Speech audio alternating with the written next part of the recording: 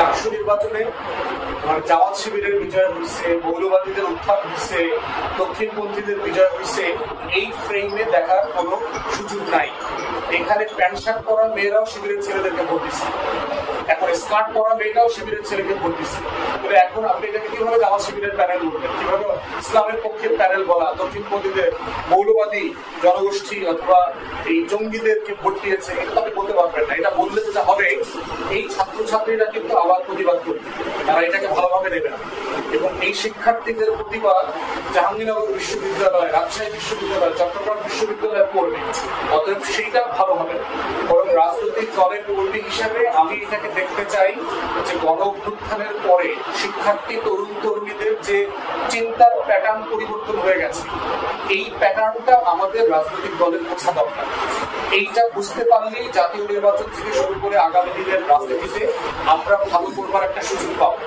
কারণ শিক্ষার্থীরা একটা নতুন রাজনীতি আশা করছে এবং এই আশা করবার একটা জায়গা তারা এর আগে কখনো দেখাইতে পারে নাই, এবং গণ অভ্যুত্থানের পরে তারা এটা দেখানোর সুযোগ পাইছে, এবং এই জায়গাটা আমরা বোঝার চেষ্টা করতেছি।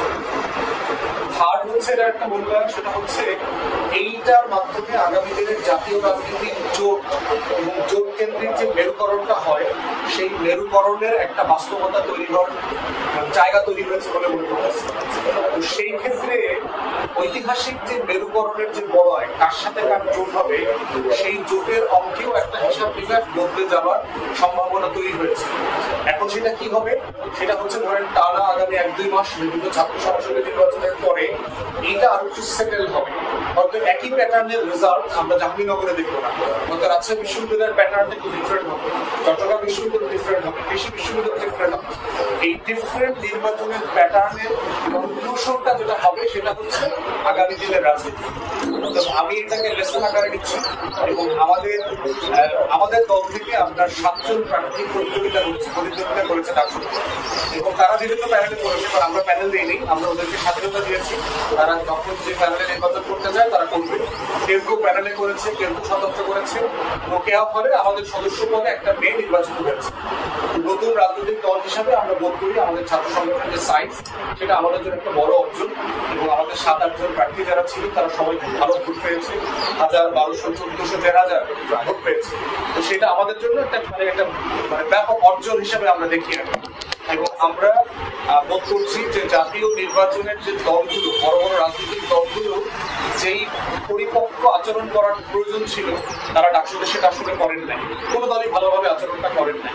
মহড়া দেয়া, কোটি কোটি টাকা খরচ করা, যেগুলো নিয়ে আমরা বারবার বলছি, এবং তাদের পক্ষে ভোট চাওয়া, বাবা মাকে দিয়ে ভোট দেওয়ার জন্য পার্সু করা, এই কালচার থেকে তো আমরা বের হতে চাই। এটা হচ্ছে ডাকসু নিয়ে আমাদের মূল্যায়ন। এর বাইরে আর যদি আপনাদের জাতীয় রাজনীতি নিয়ে কোনো প্রশ্ন থাকে আপনারা করতে পারেন। আমার ছোট ব্রিফিং এখানে শেষ। সবাইকে ধন্যবাদ।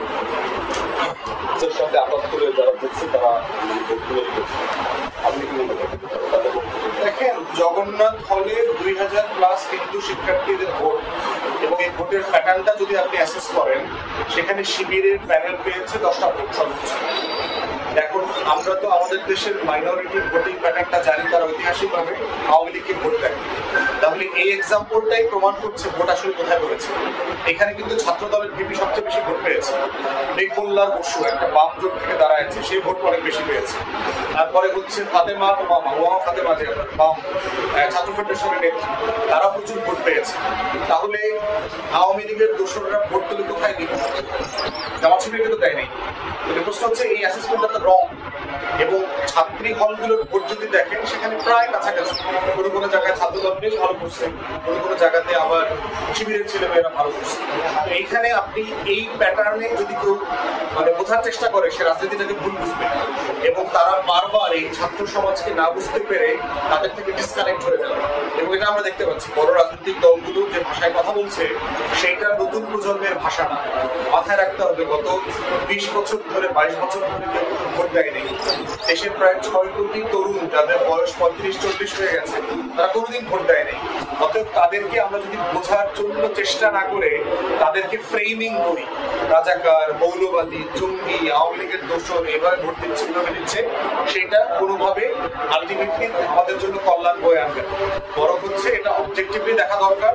এবং আমরা দেখতেই পাচ্ছি যে ব্লক ভোট, জগন্নাথ একটা গুড এক্সাম্পল, যে এটা জামাত শিবিরের প্যানেলে যায় নাই, এটা অথবা ইভেন ছাত্র সংগঠন যারা আপনার এনসিপির যে এনসিপির প্যানেলও কিন্তু সেরকম ভোট পায় নাই। তাহলে ভোটগুলো কোথায় গেল? এখানে হাজার হাজার ভোট পেয়েছে বামপন্থীরা এবং ছাত্রদল। এটা এক্সাম্পলটা খুব পরিষ্কার। আমি ছোট্ট করে একটু জানতে চাই যে ঢাকা ভার্সিটির নির্বাচন মানে সারা বাংলাদেশ ছাত্র সংসদ প্রতিনিধিত্ব করে, আমরা এমন একটি মেসেজ শো করি বিভিন্ন স্থানে। তো সেক্ষেত্রে কি এটা হতে পারে যে জাতীয় নির্বাচনে একটা প্রভাব পড়তে পারে? যদি এক।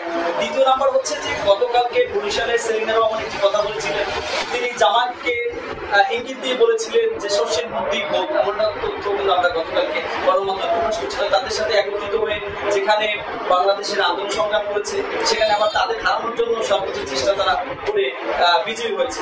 এই দুইটা কথা যদি আমরা কোট করি, তাহলে আগামী নির্বাচনটা কেমন হবে বলে আপনি মনে করছেন? যেহেতু আপনি সরাসরি তরুণদের নেতৃত্বের একটি স্থানে রয়েছে, কি মনে করেন যে আগামী নির্বাচন কি সঠিক, সুষ্ঠুভাবে সঠিক সময় হবে কিনা? আর যদি হয়, সেখানে জামাত এবং বিএনপির অবস্থান কোথায় থাকতে পারে বলে ব্যক্তিগতভাবে আপনি মনে করেন? ওখানে দলের অবস্থানটা কোথায়?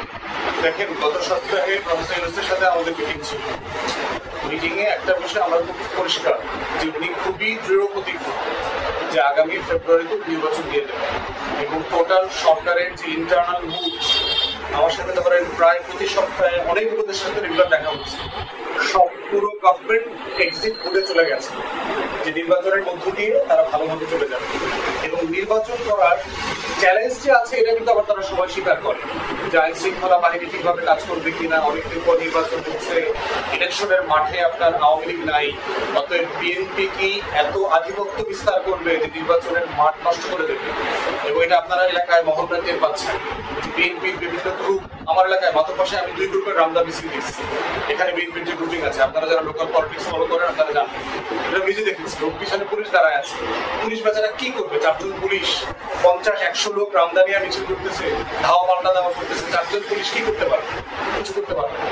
এটা কিন্তু আমরা প্রফেসর ইউনূসকে যেমন বলেছি, অন্তর্বর্তীকালীন সরকারকে বলেছি, নির্বাচন কমিশনকে বলেছি। এবং এই চ্যালেঞ্জ যে আছে এটা তারা ফিল করতেছে এবং তারা এটাকে অ্যাড্রেস করবার জন্য যথেষ্ট চেষ্টাও তারা করবে বলে আমাদেরকে ওয়াদা দিয়েছে। এবং আমাদের এই পরামর্শ দেখলাম প্রধান উপদেষ্টা উনি নিজে ব্যক্তিগতভাবে নোট দিয়েছেন। ওনার টিম তো চারপাশে এগুলো সব নোট দিচ্ছিলেন এবং উনি নিজে পার্সোনালি এগুলো নোট দিয়েছেন। এটা আমাদের চ্যালেঞ্জ নির্বাচন, আইন শৃঙ্খলা বাহিনী এবং প্রশাসনিক নিরপেক্ষতা যেটা রক্ষা করার জন্য। বাংলাদেশ জটিল জায়গা ধরে, আপনারা যদি এক এলাকা থেকে আর এক এলাকায় যেতে চান, আমি মাদকসায় আমি এই বাবুগঞ্জে ঘুরে দেখলাম এত প্রত্যন্ত অঞ্চল আছে এখানে, কাঁচা রাস্তা আপনার সেই চাঁদপাশা ইউনিয়নের একদম শেষ দিকে গেলাম আপনার রফিয়াদি এলাকা, রাস্তার যে দুরবস্থা, আপনি যদি যান ওখানে কয়েক ঘন্টা লাগবে। বুলাদির শফিপুরে গেলাম, আপনার যাওয়া আসা মিলায় আপনি ঢাকা থেকে গিয়ে আবার চলে আসতে পারতেন, এই পরিমাণ পথ ঘুরে সেখানে যেতে হচ্ছে। কিন্তু এখন এটা খুব জটিল জায়গা এবং একদিনে তো আপনি 3টা নদীর উপরে বাদ দিতে পারবেন। তো সেই বাস্তবতায় যতটুকু নিরপেক্ষ করা সম্ভব এই চ্যালেঞ্জ আছে, এই চ্যালেঞ্জগুলো তারা অবগত। দেখেন, বিএনপি জামাতের তো রাজনৈতিক একটা প্রতিদ্বন্দ্বিতার জায়গা আছে।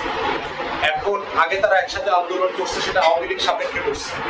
এখন যেহেতু আওয়ামী লীগ রাজনীতিতে নাই, নির্বাচনে নাই, তারা মোটেই তারা চিন্তা করতেছে, জামাত মনে করতেছে যে আমি এখন দ্বিতীয় বৃহত্তম দল, অর্থাৎ আমার একটা বড় আঙ্গিকে খেলার সুযোগ আছে, তো সে কেন করবে না?